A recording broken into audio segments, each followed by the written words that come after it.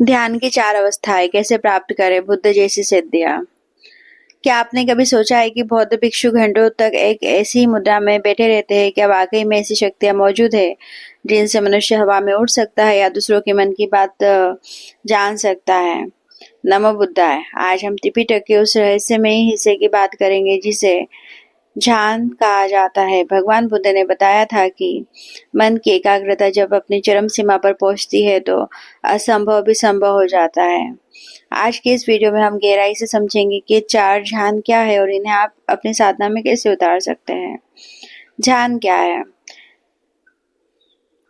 ध्यान का अर्थ है पूरी तरह से एक विषय में डूब जाना। यह केवल आंखें बंद करना नहीं है, बल्कि मन को संसार के कोलाहल से हटाकर एक बिंदु पर स्थिर करना है। त्रिपिटक के सामन्य फलसूत्र में बुद्ध ने इस अवस्थाओं का विस्तार से वर्णन किया है। ध्यान में प्रवेश के लिए शील नैतिकता की नींव अनिवार्य है। बिना शुद्ध मन के एकाग्रता गहरी नहीं हो सकती। प्रक्रिया, वितर्क और विचार इसमें क्या करते हैं? प्रथम ध्यान में प्रक्रिया, जब हम श्वास, आनापान या किसी कसीन जैसे प्रकाश पर ध्यान लगाना शुरू करते हैं तो मन बार बार भागता है। उसे वापस लाना वितर्क है और उसे वहां टिकाए रखना विचार है।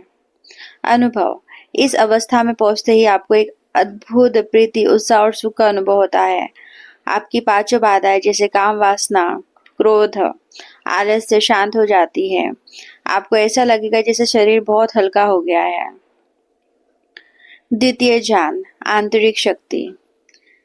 जब अभ्यास और गहरा होता है तो वितर्क और विचार की जरूरत नहीं रहती।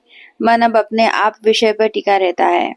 इससे अध्यतम संप्रसादनम यानी आंतरिक स्पष्टता कहते हैं।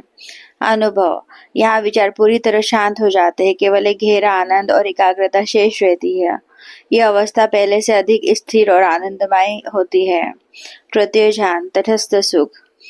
प्रक्रिया, यहाँ साधक उस प्रीति उत्साह को भी छोड़ देता है क्योंकि उत्साह भी मन में एक हलचल पैदा करता है। अब साधक उपेक्षा, इक्विनिमिटी की स्थिति में आता है। अनुभव, बुद्ध भगवान कहते हैं कि इस अवस्था में साधक सुख का अनुभव तो करता है लेकिन वह उसमें बहता नहीं है।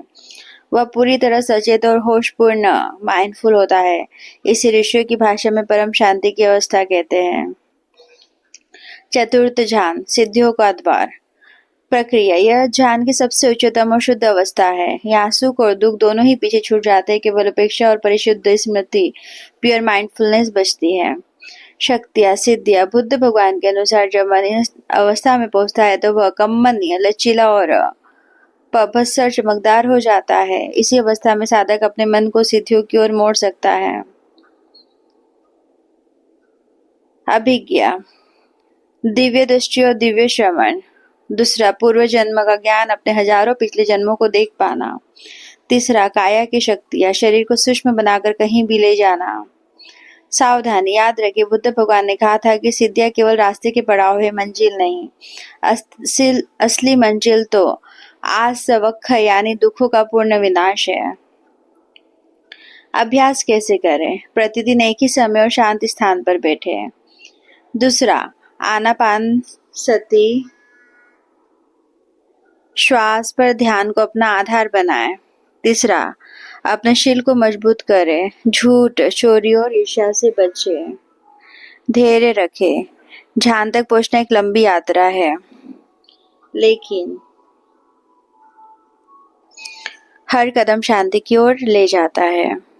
निष्कर्ष, संदेश, सिद्धि आकर्षक हो सकती है लेकिन बुद्ध का मार्ग हमें स्वतंत्रता सिखाता है। अपने मन को वश में करना ही सबसे बड़ी सिद्धि है। कॉल टू एक्शन, अगर आपको ये जानकारी ज्ञानवर्धक लगी तो इस वीडियो को शेयर करें और हमारे चैनल द ग्रेट बुद्धा को सब्सक्राइब करें।